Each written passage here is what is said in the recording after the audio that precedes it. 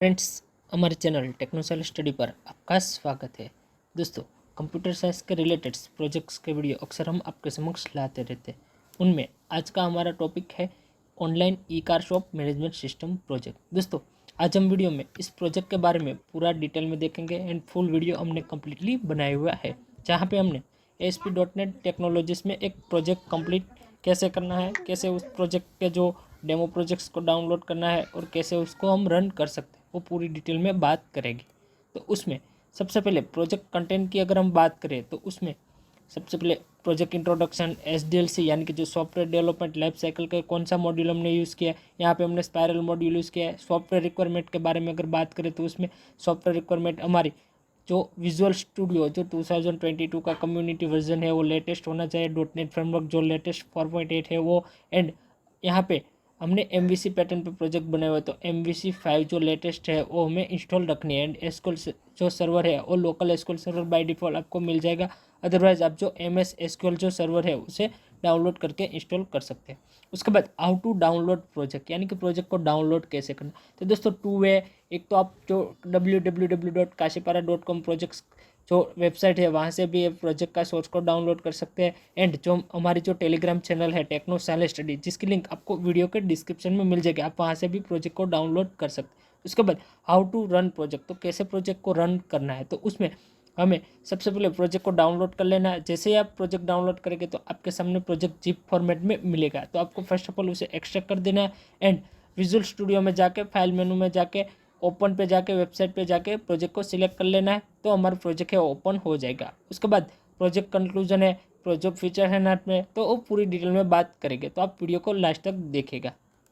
उसके बाद यहाँ पे जो प्रोजेक्ट स्पेसिफिकेशन के बारे में बात करें, प्रोजेक्ट के इंट्रोडक्शन के बारे में, तो प्रोजेक्ट की डेफिनेशन हमारी रहेगी ऑनलाइन जो ई कार शॉप मैनेजमेंट सिस्टम है वही। उसके बाद फ्रंट एंड टूल्स के बारे में अगर बात करें तो यहाँ पे टेक्नोलॉजीज हमारे ASP.NET है। एंड लैंग्वेजेस हमारे जो है वो C# लैंग्वेज पे हमने काम किया हुआ है। एंड बैकएंड में हमने SQL सर्वर का डेटाबेस यूज़ किया हुआ है। अगर ऑपरेटिंग सिस्टम के बारे में देखें तो यहाँ पे हमने जो माइक्रोसॉफ्ट का जो विंडोज़ 10 है वो हमने यूज़ किया हुआ है। आपके पास 11 है तब भी चलेगा। उसके अलावा वेब सर्वर के बारे में बात करें तो हमारा वेब सर्वर IIS है। उसके बाद वेब ब्राउज़र के बारे में करें तो हमने बाय डिफ़ॉल्ट जो क्रोम ब्राउज़र है उसे सेट किया हुआ है। जो एडिटर के बारे में देखें, यानी कि जो ID इंटीग्रेटेड डेवलपमेंट टूल्स के बारे में देखें तो यहाँ पे विजुअल स्टूडियो जो 2022 का जो कम्युनिटी वर्जन है वही। उसके बाद हार्डवेयर रिक्वायरमेंट के बारे में बात करें तो हमारा जो मिनिमम जो i3 प्रोसेसर होना चाहिए, 64 बाइट का प्रोसेसर होना चाहिए। उसके बाद मिनिमम जो 4 GB रैम है वो हमारे जो लैपटॉप या तो PC में होनी चाहिए। उसके अलावा बात करें यहाँ के, देखिए जो स्पायरल मॉड्यूल का एक मॉड्यूल बना हुआ है, पूरा जो प्रोजेक्ट है दोस्तों एक स्पायरल मॉड्यूल पे डिपेंडेड है। स्पायरल मॉड्यूल का जो फेजिस है उनका यूज़ करके ही ये जो प्रोजेक्ट है वो कम्प्लीटली बना हुआ है। तो चलते हैं अपने विजुअल स्टूडियो पे। देखिए दोस्तों, यहाँ पे जो विजुअल स्टूडियो पे हमने अपना जो प्रोजेक्ट है उसको ओपन कर लिया है। यहाँ पे देखिए फर्स्ट ऑफ ऑल तो जो राइट साइड सॉल्यूशन एक्सप्लोरर है उसे आपको ओपन कर लेना है। बाय डिफॉल्ट दोस्तों सॉल्यूशन एक्सप्लोरर एंड जो सर्वर एक्सप्लोरर है वो ओपन ही होगा। अदरवाइज आपने जो विजुअल स्टूडियो डाउनलोड किया है उसमें नहीं है तो व्यू मेनू में यहाँ पे जाना है एंड आपको सर्वर एक्सप्लोरर एंड जो सॉल्यूशन एक्सप्लोरर है उसे सिलेक्ट कर लेना है ताकि वो ओपन हो जाए। यहाँ पे देखिए जो सॉल्यूशन एक्सप्लोरर है यहाँ पे जहाँ पे मेरे माउस की कर्सर है, उसके बाद अब थोड़ा नीचे स्क्रॉल करेंगे तो यहाँ पे सर्वर एक्सप्लोरर पे, इन दोनों को आपको ओपन कर लेनी है अगर आपके जो विजुअल स्टूडियो में ओपन नहीं है तो। उसके अलावा आपने अगर न्यू विजुअल स्टूडियो इंस्टॉल किया है तो आपको यहाँ पे टूल्स पे जाना है एंड आपको जो टू गेट जो टूल्स एंड फीचर्स पे जाना है, जहाँ पे आपको .NET का जो फीचर्स है उसको सिलेक्ट करके इंस्टॉल कर लेने। अदरवाइज नहीं इंस्टॉल हुए तभी ये करना है। दोस्तों यहाँ पे हमने जैसे प्रोजेक्ट ओपन कर लिया, प्रोजेक्ट ओपन करने के लिए आपको यहाँ पे फाइल मेनू पे जाना है। उसके बाद आपको जो ओपन वाला जो फोल्डर है वहाँ पे चले जाना है एंड आपको वेबसाइट पे चले जाना है ताकि आपका जो प्रोजेक्ट है वो ओपन हो जाए। उसके अलावा यहाँ पे देखिए जैसे हमने प्रोजेक्ट को ओपन किया हमारे सामने जो मेन फोल्डर से वो आ रहा है सॉल्यूशन एक्सप्लोरर पे। यहाँ पे देखिए जो कार शॉप जो मैनेजमेंट सिस्टम का हमारा प्रोजेक्ट है, अगर उसकी जो फाइल्स के बारे में बात करें दोस्तों पूरा प्रोजेक्ट है वो MVC पैटर्न पे बना हुआ है। तो यहाँ पे हमने मॉडल व्यू कंट्रोलर का यूज़ किया हुआ है। उसमें देखिए कि फर्स्ट ऑफ ऑल यहाँ पे app_data नाम की आपको फाइल मिलेगी। यहाँ पे app_data नाम की फाइल है जहाँ पे हमारा जो SQL का जो लोकल डेटाबेस है वो सेव पड़ा हुआ है। आप डायरेक्टली यहाँ पे डबल क्लिक करेंगे तो आपके जो सर्वर एक्सप्लोरर पे अपना जो प्रोजेक्ट का जो डेटाबेस है वो ओपन हो जाए पे। यहाँ पे देखिए जैसे हमने डबल क्लिक किया तो यहाँ पे जो लेफ्ट साइड है वहाँ पे हमारा जो डेटाबेस है वो ओपन हो जाएगा। थोड़ा लोड होगा, थोड़ा स्क्रॉल करेगा लेकिन हो जाएगा। उसके अलावा यहाँ पे जो सर्वर एक्सप्लोरर है वहाँ पे आप जाके भी जो डेटाबेस की डिटेल्स है उसको आप चेक कर सकते हैं। यहाँ से आप डायरेक्टली जो न्यू डेटाबेस है उसे भी ऐड कर सकते हैं। आप राइट क्लिक करना है एंड ऐड न्यू डेटाबेस पे जाके भी आप ओपन कर सकते हैं। यहाँ पे देखिए जैसे ही टेबल्स पे हम क्लिक करते हैं तो हमारे सामने जो डेटाबेस के जितने भी टेबल्स अवेलेबल है वो सारे दिख जाएंगे। उसके अलावा नेक्स्ट बात करके ऐप अंडरस्कोर स्टार्ट नाम की जो फोल्डर है, जहाँ पे हमारी जो राउट कॉन्फ़िग की जो मेन फाइल है वो दोस्तों सेव है, जहाँ से हम सेट एज जो भी हम मेथड उसको फर्स्ट ऑफ ऑल रन कराना चाहते हैं उसे आप सेट कर सकते हैं by default. Otherwise by default जो होम कंट्रोलर एंड जो इंडेक्स मेथड है वो रन होती है। उसके अलावा कंटेंट नाम का जो हमारा फोल्डर मिलेगा, जहाँ पे आपको जो HTML की जो CSS फाइल्स है, उसके अलावा जो फॉन्ट्स की फाइल है, इमेजेस की फाइल है, जो जावास्क्रिप्ट की फाइल है, तो आइकॉन है, लोगो है, तो सारी जो कंटेंट फाइल है वो आपको कंटेंट नाम का जो फोल्डर है वहाँ पे मिल जाएगी। आप उस पर जाके देख सकते हैं। उसके अलावा अब आता है मेन फोल्डर हमारा जो कंट्रोलर का, जहाँ पे हमारा ओम नाम का कंट्रोलर है। देखिए जैसे हम कंट्रोलर वाले पेज फोल्डर्स पे आते हैं, जो ओम कंट्रोलर पे डबल क्लिक करते हैं तो हमारा जो ओम नाम का जो कंट्रोलर है वो हमारे सामने ओपन हो जाएगा। दोस्तों MVC पैटर्न पे कंट्रोलर है उसकी जो अहम भूमिका होती है, क्योंकि जो भी काम है, जो सर्विस हैंडलिंग का जो काम है वो कंट्रोलर के पास रहता है। यहाँ पे देखें कि जितनी भी जो मेथड्स है, गेट मेथड हो चाहे पोस्ट मेथड हो, तो सारी मेथड आपको जो कंट्रोलर पे ही मिलेगी। आप जो भी फंक्शन पे कोडिंग करना चाहते हैं, जो भी फंक्शन में कोड करना चाहते हैं, जो भी लॉजिकली कोई भी कोड आप करना चाहते हैं तो आपको यह कंट्रोलर पे करना पड़ेगा। दोस्तों यहाँ पे जो हम ASP.NET पे प्रोजेक्ट बनाते थे तो उसमें क्या था कि हम एक जो डिजाइनिंग के लिए एक अलग से एक्सपिक्स फंक्शन बना लेते थे, एंड जो कोडिंग के लिए हमें जो .cs की जो अलग से एक जो फाइल है वो बनानी पड़ती थी। लेकिन ऐसा नहीं है, यहाँ पे एक ही कंट्रोलर पे आप बहुत सारी जो मेथड है वो मेथड के जो कोड है वो कर सकते हैं। यहाँ पे मेथड ओवरलोडिंग का भी हमें बेनिफिट्स मिलता है। अब जैसे ही स्क्रॉल करेंगे तो यहाँ पे देखिए फर्स्ट ऑफ ऑल तो आपको हेडर फाइल मिल जाएगी जो यूजिंग सिस्टम है, उसके बाद लिंक क्यू है, वेब है, MVC है। उसके अलावा हमने यूजिंग सिस्टम डेटाबेस ऐड किया है तो हमने यहाँ पे डेटा को ऐड किया। हमने यहाँ पे जो ADO.NET का यूज़ किया है तो एंटिटी फ्रेमवर्क का यूज़ किया है तो यहाँ पे हमने एंटिटी को ऐड किया। उसके अलावा हमने यहाँ पे जो मॉडल्स बनाए मॉडल का यूज़ किया है तो हमने एक मॉडल की भी जो हेडर फाइल है वो सेट की हुई है।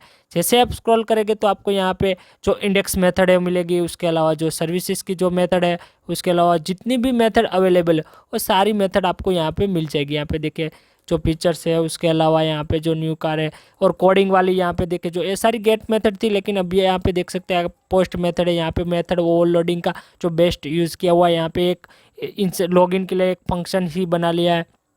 मान लो यहाँ पे डायरेक्टली हमने मेथड ओवरलोडिंग का यूज़ कर लिया, same name and different parameter. उसके अलावा दोस्तों यहाँ पे सॉल्यूशन एक्सप्लोरर पे आ जाए तो नेक्स्ट फोल्डर हमारा जो मॉडल्स का है, जो MVC पे मॉडल व्यू कंट्रोलर था, जहाँ पे जो मॉडल्स में डेटाबेस के रिलेटेड जो क्लास है वो अवेलेबल रहते हैं। उसके अलावा जो व्यूज़ है जिसमें हमें प्रोजेक्ट की जो HTML CSS जो भी डिज़ाइनिंग है, लेआउट पेज है, तो वो सारे है वो आपको जो व्यूज़ नाम के फोल्डर में रहेंगे। एंड जो कंट्रोलर है वहाँ पे आपको लॉजिकली कोड है वो सेव रहता है। तो यहाँ पे देखिए मॉडल्स पे आते हैं तो यहाँ पे 3 जो आपको मेन क्लास मिल जाएंगे मॉडल के। उसके अलावा जैसे हम व्यूज़ नाम के जो फोल्डर्स पे आते हैं तो जहाँ पे डिजाइनिंग के कोड होते हैं, जिसमें भी 2 फोल्डर है हमें, एक हमने जो ओम नाम का बनाया। दोस्तों यहाँ पे डिजाइनिंग पे आप देखें तो एक जो भी आपने कंट्रोलर का जो नेम दिया है वही नेम से एक फोल्डर होगा, जहाँ पे आपकी जो कंटेंट फाइल जो डिजाइनिंग की फाइल है वो सेव रहेगी। एंड एक जो शेड नाम का फोल्डर रहेगा, आप वहाँ पे कोई भी फोल्डर्स का नेम रख सकते हैं, लेकिन बाय डिफ़ॉल्ट आपको शेड नाम का फोल्डर मिलेगा। तो यहाँ पे हमें लेआउट की फाइल से वो मिल जाती है, जहाँ पे हम जो सिंपल ASP.NET प्रोजेक्ट पे हम जो मास्टर पेज बनाते थे तो उसकी जगह पे यहाँ पे हम लेआउट पेज है वो बनाते हैं। लेआउट पेज पे ही पूरा जो मास्टर पेज का जो जैसे कोड करते थे, एंड वहाँ पे जो हम कंटेंट प्लेस होल्डर रखते थे तो यहाँ पे उसकी जगह पे जो रैंडम बॉडी है वो हमें सेट कर लेनी होती है। जहाँ पे हम कंटेंट प्लेस होल्डर रखते थे वहाँ पे अब हम रैंडम बॉडी है उसको रखेंगे। थोड़ा बहुत चेंज यहाँ पे MVC पैटर्न पे हो जाते हैं। यहाँ पे देखिए जो मेनूस है वो कुछ इस तरह से जो एक्शन लिंक का यूज़ करके जो यूज़ किए जाते हैं। उसके अलावा आप जैसे स्क्रॉल करेंगे तो यहाँ पे कोड आपको मिल जाएगा, ये सारा जो हेडर का कोड है। उसके अलावा यहाँ पे जो स्लाइडर है उनका कोड है अवेलेबल है। उसके अलावा जैसे स्क्रॉल करेंगे तो आपको जो रैंडम बॉडी जो यहाँ पे हम कंटेंट प्लेस फोल्डर था सिंपल ASP.NET पे, उसकी जगह पे यहाँ पे आप प्रैक्टिकली देख सकते हैं कि हमने यहाँ पे जो रैंडम बॉडी है उनका यूज़ किया हुआ है। थोड़ा स्क्रॉल करेंगे तो आपको यहाँ पे मिल जाएगा, देखिए यहाँ पे जो रेंडर बॉडी है वो आपको मिल जाएगा। तो जहाँ पे भी आपने रेंडर बॉडी फंक्शन को सेट किया है वहाँ पे जब बाय डिफ़ॉल्ट जो भी मेथड्स को रन करा रहे हैं उस मेथड के जो डिज़ाइनिंग एंड जो वर्क है वो करने लगेगी। तो यहाँ पे देखिए फुटर्स का पार्ट है, तो हम उस प्रोजेक्ट है उसको रन करके डिटेल में देखते हैं। जैसे आप या तो आप F5 प्रेस कर सकते हैं, या तो आप यहाँ पे जो बटन है उसको क्लिक करके प्रोजेक्ट को रन कर सकते हैं। देखिए जैसे हमने प्रोजेक्ट्स को रन किया तो यहाँ पे ये प्रोजेक्ट्स रन हो चुका है बाय डिफ़ॉल्ट। यहाँ पे जो होम कंट्रोलर एंड जो इंडेक्स मेथड है वो रन हुई है। यहाँ पे बहुत सारे जो हमने यहाँ पे मेनू सेट किए हुए हैं, यहाँ पे जो होम है उसके अलावा जो सर्विसेज का है, फीचर्स का है, न्यू कार का है, जो यहाँ पे देखे कि जो ब्रांड का है, रजिस्ट्रेशन का है एंड जो लॉगिन का है। जैसे आप स्क्रॉल करेंगे तो यहाँ पे एक सर्च वाला जो आपको फॉर्म भी मिल जाएगा, जहाँ पे आप जो भी कार के बारे में सर्च करना चाहते हैं वो आप यहाँ से आसानी से कर सकते हैं। यहाँ वाला जो फुटर का हमारा पार्ट रहेगा, जहाँ पे हमने लास्ट में आप देख सकते हैं कि जो कॉपीराइट में मेरा खुद का नेम है जय शायर, यहाँ पे आप अपना खुद का नेम भी सेट कर सकते हैं। उसके अलावा जब भी आप प्रोजेक्ट का अलग जो मेनू से उसको चेक करना चाहते हैं तो आप डायरेक्टली मेनू पे क्लिक करके भी कर सकते हैं। अदरवाइज यहाँ पे आप अगर प्रोजेक्ट अभी के लिए, क्योंकि हमने सेशन को सेट नहीं किया, तो यहाँ पे आप डायरेक्ट भी रन करके भी आप चेक कर सकते हैं। देखिए जैसे हम यहाँ पे सर्विसेज लिख देते हैं तो जो सर्विसेज का जो मेथड है वो रन हो जाएगी, एंड जहाँ पे सर्विसेज के फॉर्म में जो भी डिटेल्स ऐड होगी वो आपके सामने शो हो जाएगी। वैसे ही जितनी भी जो मेनूस है उनकी सारी डिटेल्स यहाँ पे आपको मिल जाएगी। उसके अलावा यहाँ पे देखिए अगर हम यहाँ पे लॉगिन प्रेस करते हैं तो लॉगिन वाला जो फॉर्म्स है वो भी रन हो जाएगा एंड डायरेक्टली लॉगिन पेज पे हम रिडायरेक्ट हो जाएंगे, अगर आपको जो मेनूज पे क्लिक नहीं करना है तब उसके लिए है। तो दोस्तों ऐसे ही वीडियो लेके मैं आपके समक्ष आता रहूँगा। अगर आपको दोस्तों कोई क्वेश्चन है, कोई इश्यू है, तो आप मुझे ईमेल कर सकते हो, एंड डिस्क्रिप्शन पे आपको जो मेरा व्हाट्सएप नंबर भी मिल जाएगा, जहाँ पे आप मुझे डायरेक्टली व्हाट्सएप भी कर सकते हैं, या तो आप मुझे आप मेल भी कर सकते हैं। तो ऐसे ही वीडियो लेके मैं आपके समक्ष लाता रहूँगा। दोस्तों आपको वीडियो पसंद आया तो वीडियो को लाइक करो, शेयर करो एंड कमेंट करो। एंड अभी तक आपने हमारे चैनल टेक्नो साइलेंट स्टडी को सब्सक्राइब नहीं किया तो प्लीज़ दोस्तों हमारे चैनल टेक्नो साइलेंट स्टडी को सब्सक्राइब कर दीजिएगा एंड बेल आइकन के बटन को प्रेस कर दीजिएगा, ताकि जब भी न्यू वीडियो अपलोड हो तो उसकी नोटिफिकेशन बहुत ही जल्द आपको मिल जाए। दोस्तों बहुत जल्द मिलेंगे एक न्यू वीडियो में एक न्यू टॉपिक के साथ। थैंक यू दोस्तों, धन्यवाद दोस्तों।